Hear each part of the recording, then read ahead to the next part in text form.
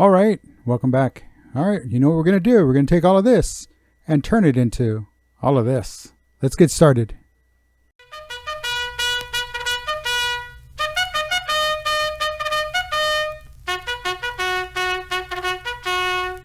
All right, welcome back, everyone, and welcome. I'm Dave Guerra, U.S. Army veteran, 11 Bravo, This Vet Cooks. And what are we doing today? Well, we're going to do a little slow cooker of Pasta E Fagioli.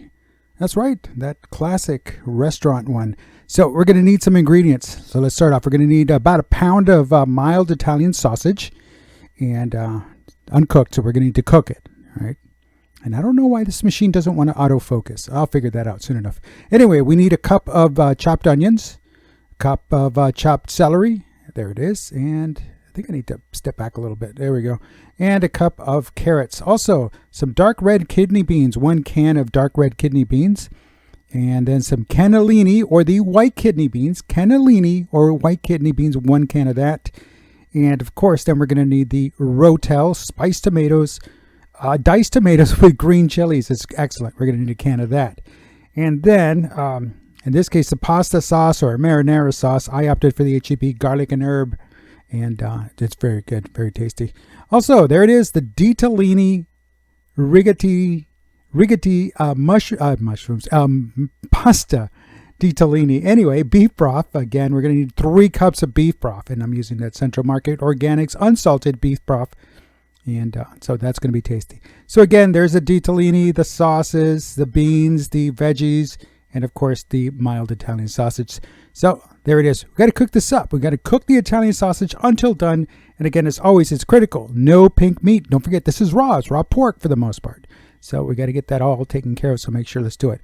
All right. Now, this is going to probably be about the easiest recipe I've ever made in the slow cooker. It's pretty much just get all your ingredients and dump them in. So without hesitation, without delay, let's go ahead and take the lid off. There we go. Set that aside. And we'll go ahead and start with adding our wet ingredient. And again, it's up to you, but I'm using the pasta sauce. You could use a marinara sauce. Either way, we'll get that dumped in, and we'll just make sure we get it all in there. There we go. Oh, nice and neat.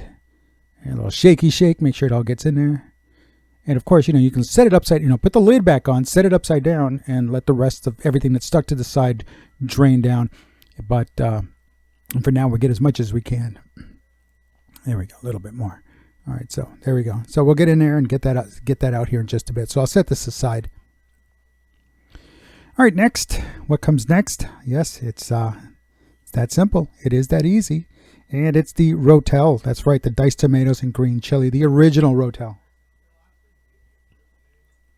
So we'll go ahead and put that in there. Dump it all in. There we go. Careful. All right, next.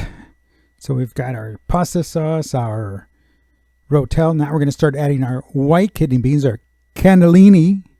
There it is. There they are. And I'll dump that whole can in there. Now it did say drained. Make sure it's drained. Yeah, there's still a litlittle liquid left in there, so it kind of stuck. But for the most part, drain it as much as possible. You can do a rinse, a quick rinse. Don't do a detailed rinse. You don't want to get all that slimy stuff off of it. You're going to need that. All right, now we're going to go over to our dark red kidney beans. Yeah, there they are, classic HEB. There we go. And folks, if you don't have an HEB in your neck of the woods, what is your HEB type store? What's that go-to store everybody goes to where you're from?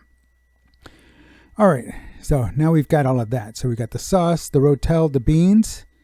And what's next? That's right, the veggies. There's our 1 cup of chopped carrots.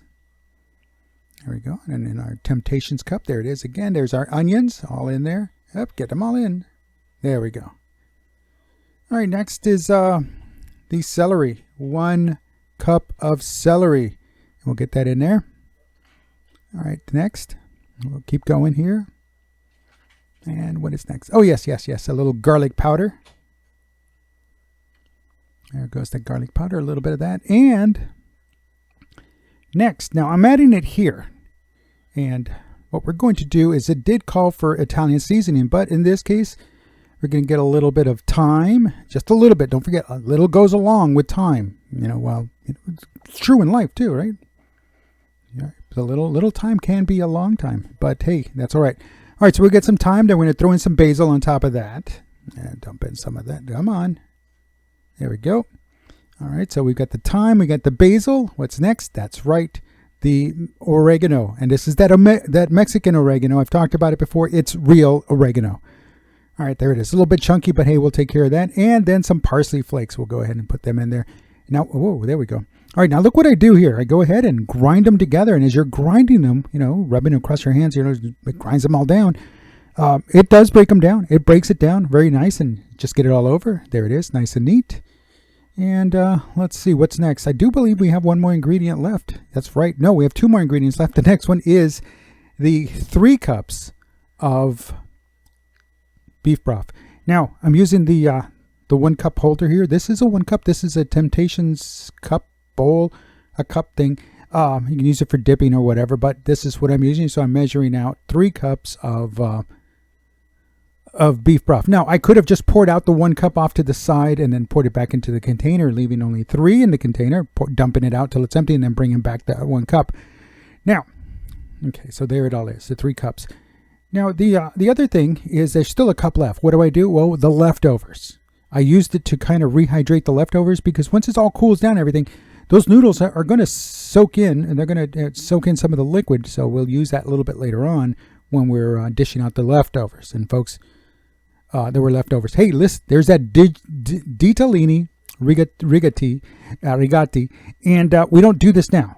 We're going to wait about 20-30 minutes before we're done, before the set time, and then we're going to add them in there. But we'll do that for later. So right now I got a spoon, and we're going to go ahead and just dump in all of our Italian sausage that was cooked up. There we go. There's our Italian sausage. All right, looking good. We'll give it a little stir. All right, and there we go. Give it a little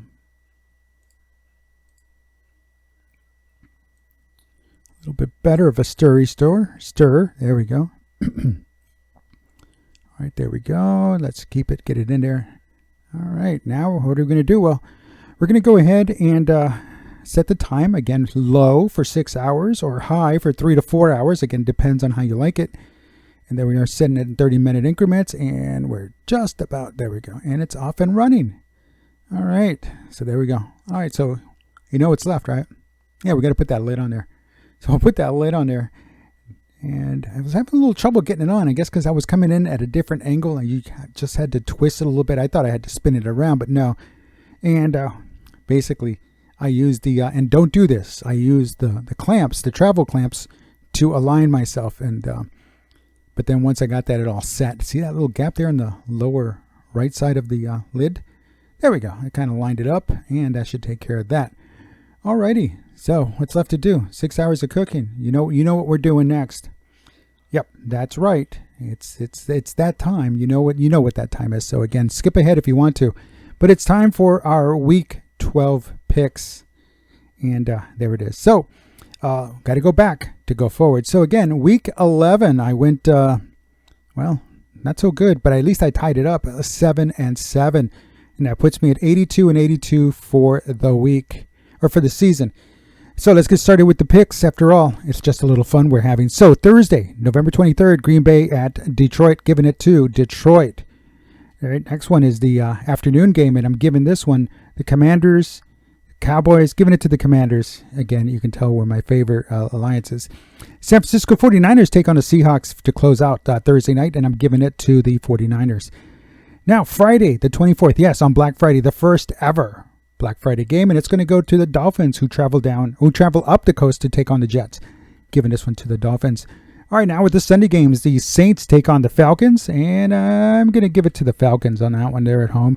Pittsburgh travels to Cincinnati to take on the Bengals.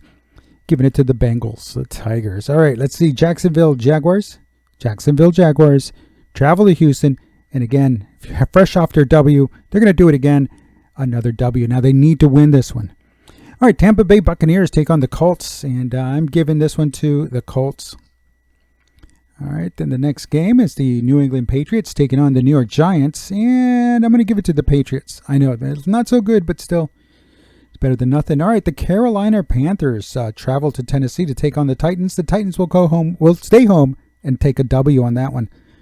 The Rams travel up the interstate or across the interstate to take on the Cardinals, and giving this one to the Cardinals. Cleveland Browns travel to the Mile High City to take on the Broncos, giving it to the Broncos. All right, fresh from their loss, the Kansas City Chiefs traveled to Las Vegas to take on the Raiders. I'm giving this win to the Chiefs. Hopefully they'll be a little bit better. All right, then the Buffalo Bills take on the Philadelphia Eagles, and both of them just came off awesome wins, but I'm going to give it to the Bills. All right, then let's see. The Ravens travel to Los Angeles to take on the Chargers. Quote the Ravens nevermore. That's why I'm going to give it to the Chargers. Monday, the 27th, the Chicago Bears take on the Vikings. Giving this one to the Vikings. And let's see. Oh, yeah, there are no bye weeks. There's no bye teams this week. It's an all-play weekend because it is a holiday weekend. And so those are my picks. Let's get back to the business of making dinner. Pasta E Fagioli. All righty, so here we go. All right, so there it is. And we're about 30 minutes out. So 5 hours and 30 minutes later from when we started. Look at the lid. Look inside. Oh, it's already cooking. Look at that little around the seams. It's around the edges there. It's boiling. Very flavorful. Not flavorful. Very aromatic. Could have added more spices, more herbs, but nope. Now it's time to add the DITALINI. So there we go. I'll go ahead and pour that in there and spread it out. And then don't worry. None of this clumped up. It did not clump up. And I think the Italian sausage had something to do with that. All right. So we're going to go ahead and spread this out. And, like elbow macaroni tends to clump up. Yeah, no, we're actually cooking it in other stuff than just water. All right, so we're going to cap it and let it sit there for the duration. It could be 20 to 30 minutes later. It's up to you, whatever works for you.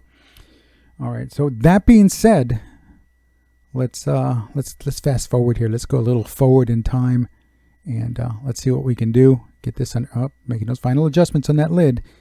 So there we go. Let's go forward and make this happen. So let's take a look here. Come on, heat up, get ready.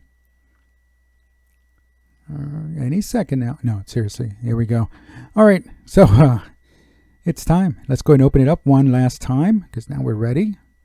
There it is. Just get the moisture back in there. We'll give it a stir here in just a second just to get everything mixed. See how everything kind of moved to the center, but we'll spin this around. The noodles at this point, you want to give it a good look. If you had waited for the 20 minutes, give it a good look on those noodles to make sure they're done. You could even take one out, with the spoon and give it a taste. Let's go ahead and power down because I found it to be ready to go. So there it is. All right, so got ourselves a ladle. Let's go ahead and drop this into the bowl. There's our square Temptations bowl. I love these bowls. These are awesome. All right, there's our ladle. Go ahead and get a little bit in here. Now, mind you, this is still hot.